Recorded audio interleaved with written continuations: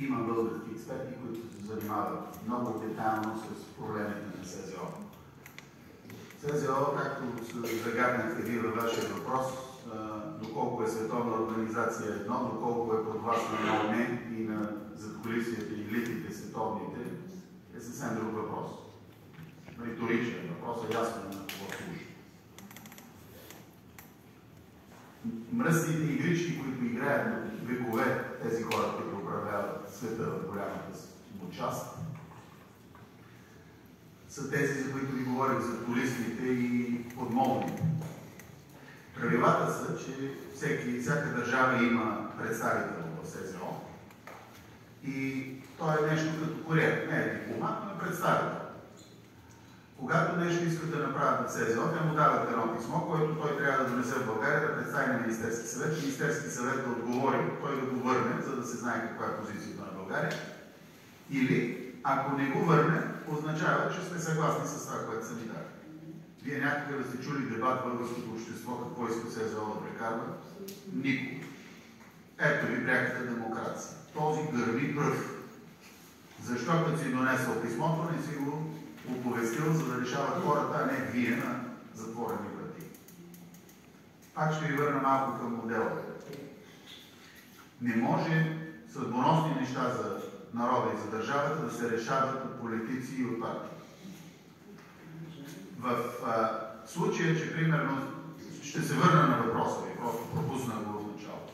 В един случай, в който вие сте ни избрали и ние си изпълняваме всичко, което трябва да сме обещали в платформата.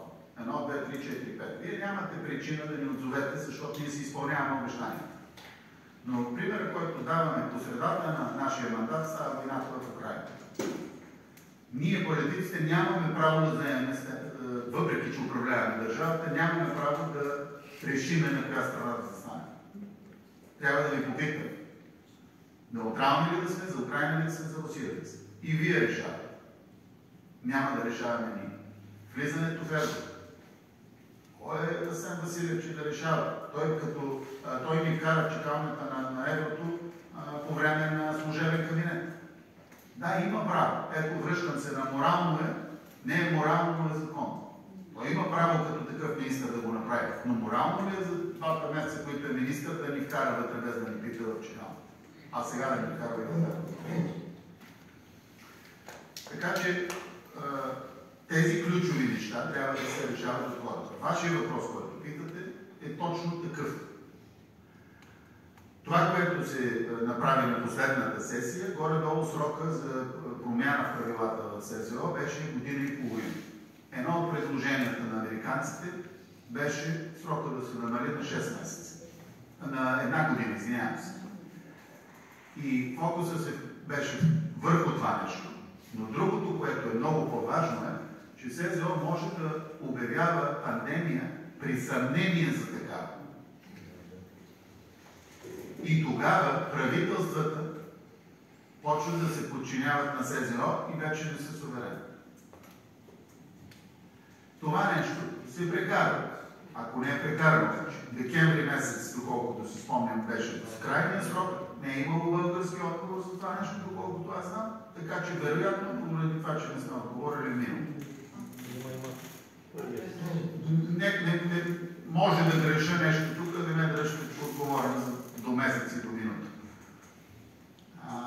Сега, тук това обаче нещо е комбинирано с това, което ви говорих за пълзящо, от всякъде движат нещата и да видят кое ще тръгне по-напред, кое по-назад, за да те прекарат. Става дума за това, че Европа е водеща в света за вакцинационен паспорт. И тъй като била водеща за вакцинационен паспорт, СЗО ще да вземат пример от Европейския съюз. Ето на цял свят им казваме, Европейския съюз е напреднал, ето вижте, те имат паспорт, ние ще вземем като тях. Ама някои вас, европейските граждани, питали ли искате ли такъв паспорт вакцинационен?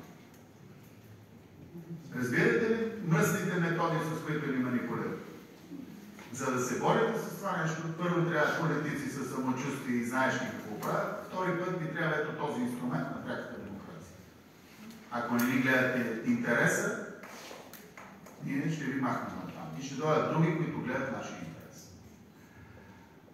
Това, което мога да кажа, и съм го казал, то е малко по-различно. Малко ще говорим за Европейския съюз, но причината Муамар Кадафи да бъде свален и убит е последната му реч в Обединените нации, където ги разнищи. 90 минути ги направи луди. Извади техния устав, обясни какво пише, че правят обратно. Обясни, че там са един елит и мачкат останалите държави. И не можеше да бъде оборен. Накрая дали го фърли на председател ЕТК отзад в лицето. И каза, ще реформираме Обединените нации. Видяхте какво му се случи. Вече се говори за страните от БРИКС, че ще започнат нова организация на държавите. Тоест, че тази в ООН, в Вашингтон, която се намира, няма да, не във Вашингтон, а в Ню Йорк, не работи. И то очевидно. Тя е направена от едни хора с Втората световна война. Тия хора очевидно са, която я движат и я командват са американците и на света това нещо не му изнася.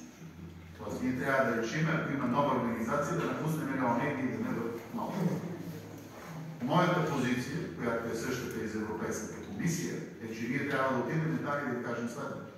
Ако не се реформирате, правим референдум в България да напуснем и напускаме. В момента, в който напуснем Обединените нации, се сетете какво става там с 27 дивизии, които принадлежат към тях. Почват тези договори, които са подписани от компрадорите, да не въжат.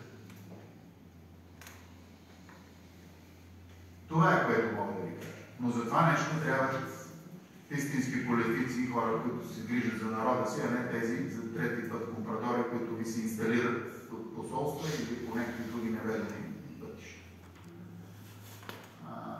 Докъде е стигнало това с СЗО, не знам, последните месеци не съм гледал, но начинът да се управляме е този. Днес ми се подградна някъде по новините, че ако не изпълняваме квотите за имигрантите, ще ни глобяват до 600 милиона може глоба да получим, ако не изпълняваме имигрантските квоти. Ами в момента, в който не сме в ООН, има една организация, международна организация за имиграцията. Тия договори отпадат. Ако сме го подписали като европейска държава, вероятно ще принадлежим. Ето вижте как ги фащат. Един път, втори път, трети път. Тоест, ние ставаме едни роби, които, на където и да мръднем, сме закачени за риги и не можем да направим нищо. Затова нашия шанс е преди да се срути икономиката, което предстои и да има световни проблеми, да започнем предварително да се подготвим за това нещо. И това нещо няма да го направят до сегашните политици. Не искам да съм много дългословен на тези отговори. Надявам се, отговорих на въпроса за това нещо. Просто други хора трябва да влезнат там.